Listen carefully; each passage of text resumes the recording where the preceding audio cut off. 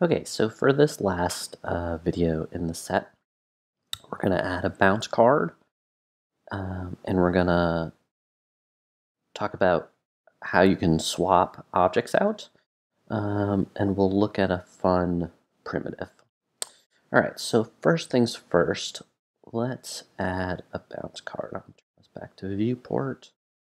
I'm going to say create polygon primitive plane. All right, so there's our plane, and what we're going to do, zoom out the top here. So if you grab everything, hit F, frames it up for you.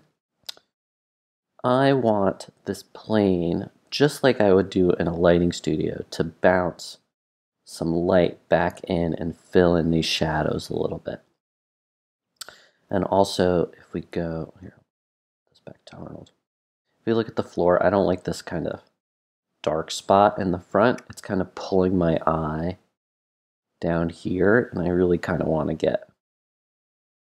Well, if we look at this just compositionally, there's a triangle, right? There's an implied triangle. So it's like the elements are kind of pulling my eye into this part of the frame, and having this dark down here is taking our eye out. So we have this new plane here, and maybe we'll just give it a name so we know what its purpose is. A little bigger. All right, so as I said before, I can rotate this thing, right, like that. But what I like to do when I can is just at the creation, meaning, so if we go back to the node editor for a second, map the inputs and outputs, there's a create a plane node, right? And then the shape, and then this is the transform. I like to kind of put as many things as possible into the creation, just to kind of keep my transformations really minimal. So right now, this set of numbers, x, y, z, is a vector, and a vector is basically a direction and a magnitude.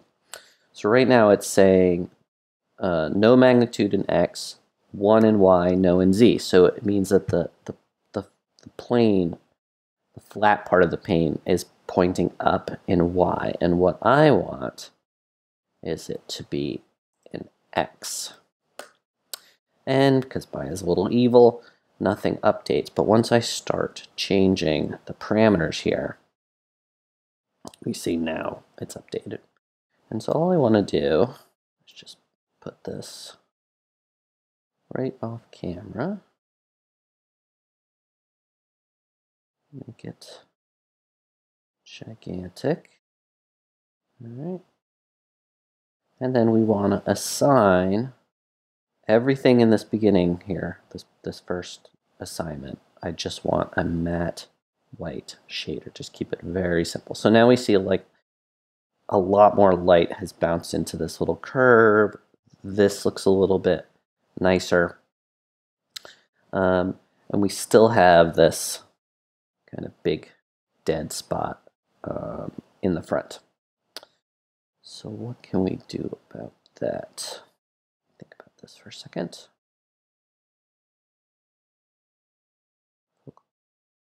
$200.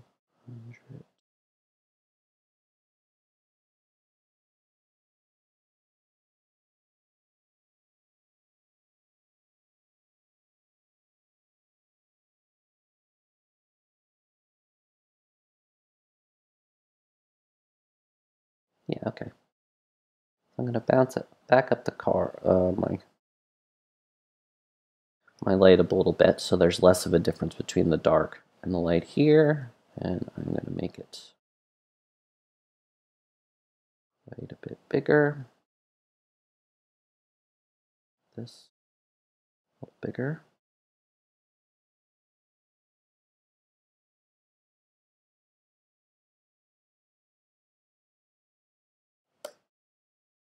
There we go. Much nicer. All right, what else? Don't want you to worry about this too much at this point. But we can control how many bounces of indirect light happens.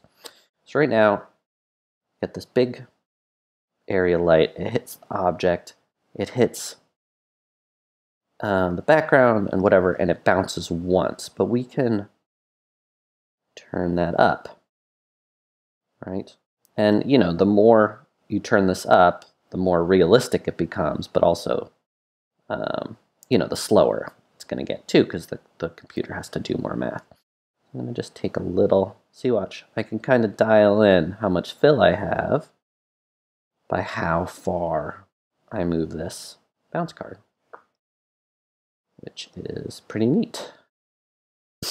Okay, so the next thing I'd like to do is swap out this sphere with something with a little bit more detail to kind of complement this platonic solid.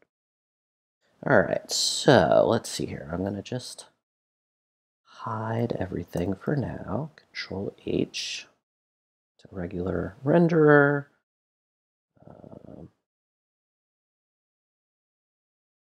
Perspective. Turn the plane back on. All right, so we create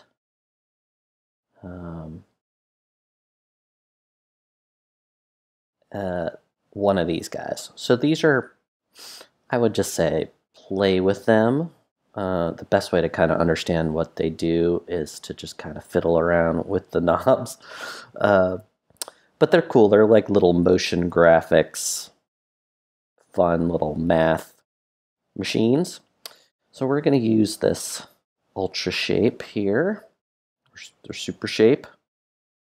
Let's see here. Poly super shape, ultra. There we go. And it's doing for us. So maybe we'll make this like 16. I mean, that's already kind of neat. Like a paper lantern kind of thing.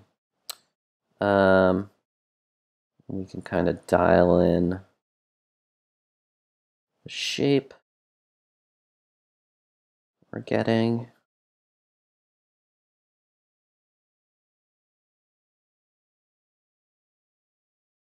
We can add some more subdivisions, give it a little more detail.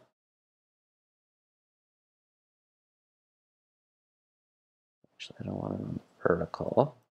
Leave that alone. Let's make it on. There we go. Yeah, that'll work. All right, so just like before, I'm going to move my pivot down to the bottom. So I hit D and then V to vertex snap. Move it over here. All right, cool. So now, turn everything back on.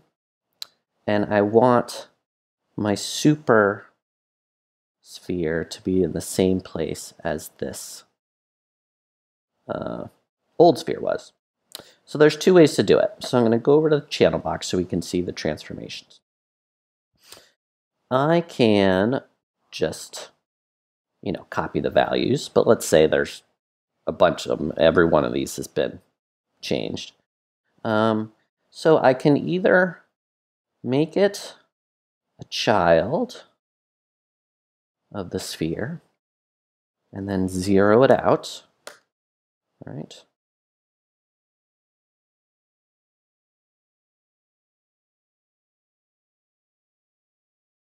Right. That's cool. Or if I undo this, I can select first the object that I want to pull the transformation of, then the place I want to move it to, and then what I do is I just tab. And as I tab, it's going to transfer the attributes from one to the other. So the parenting one like makes a little more sense, but the other way is faster, and I kind of use both. All right. So now let's go back. Arnold. Let's go to our shot cam. Let's assign a nice material to this thing.